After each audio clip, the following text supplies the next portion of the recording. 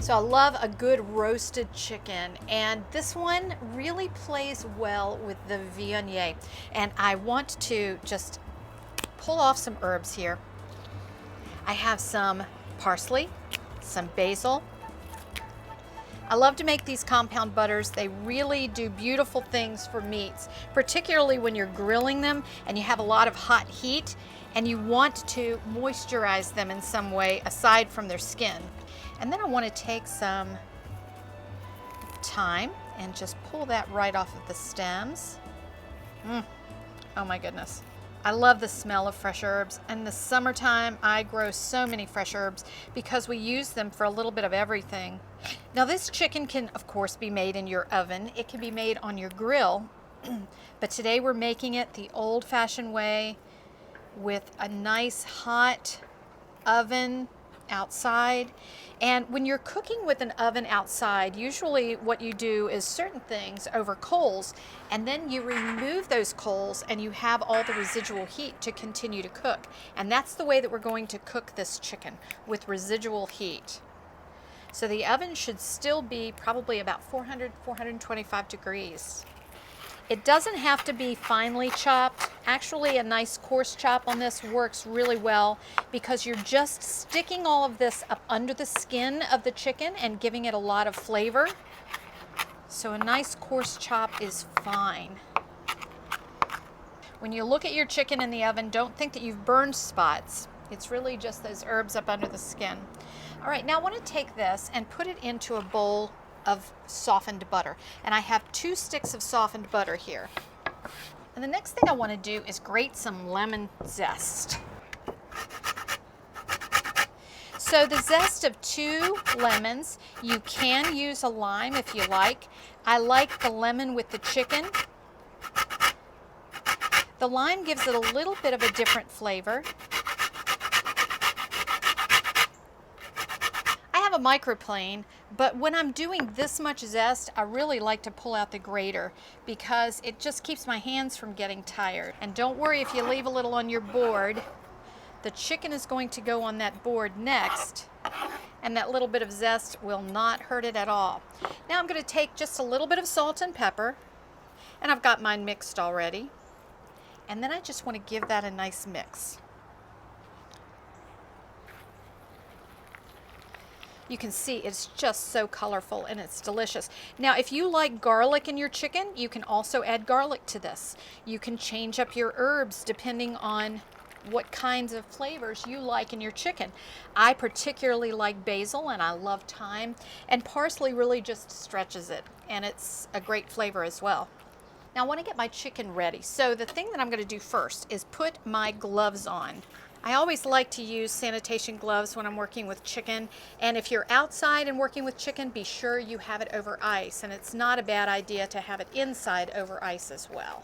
Now I want to take this nice roaster, and I have washed it well, and I've kept it on ice. And what you want to do is turn it so that the legs are toward you, and then lift the skin of the breast just slightly on one side and press the fingers in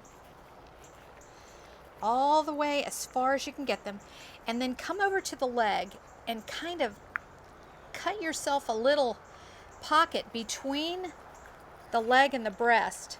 You'll feel that tissue, and just press down on that so that you can get some of that butter up around the leg.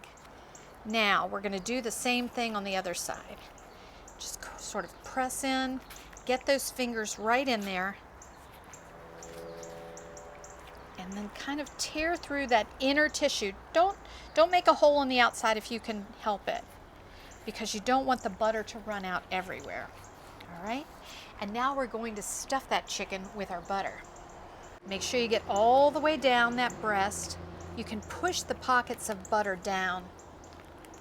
If you want, you can save about half of this butter out and you can finish the chicken with butter. I actually happen to have some left from making a sample of this recipe, so I have some already. But if you want to finish your chicken with some butter, just hold out a little bit before you ever dip your hands in the chicken. So let's rub the rest of that butter all over the chicken. And then we're going to take some more salt and pepper. Again, it's been mixed, so I'm just going to give it a little season all over the chicken. Up top, underneath. A little more of that butter.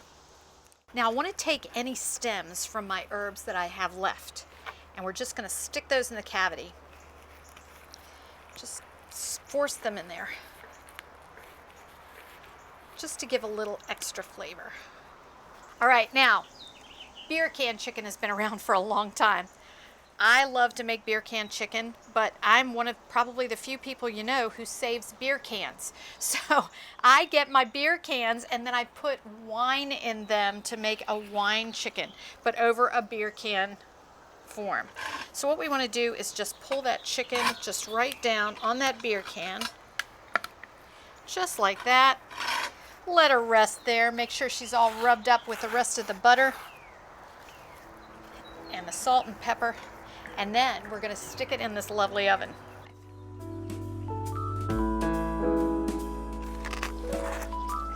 Oh, what a beautiful chicken. Oh my goodness. This is just great. I love cooking in this open oven, this wonderful outdoor oven. It's so much fun. And you get just amazing flavors in your food. These are known around my house as the chicken gloves. So this is the way that I lift my chicken off of my beer can. I just want to have a board ready. And then I'm just going to kind of wiggle it off. Okay, so sometimes we have to wiggle a little bit and then it comes right off. All of those herbs should fall out. Oh, look at that incredible bird. Oh my goodness, it looks wonderful. Now what I want to do is take a little bit of that butter and rub it on the chicken.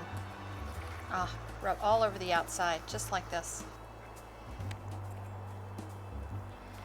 So get a nice piece of that breast meat. I want to just serve that up on my plate. And with this, I'm serving some lovely mashed potatoes and a little bit of green beans that I just picked this morning from my garden. Now let's serve this up with this beautiful Viognier. This is the Sabine Hall Viognier from Philip Carter. And it is exquisite with this lovely chicken dish.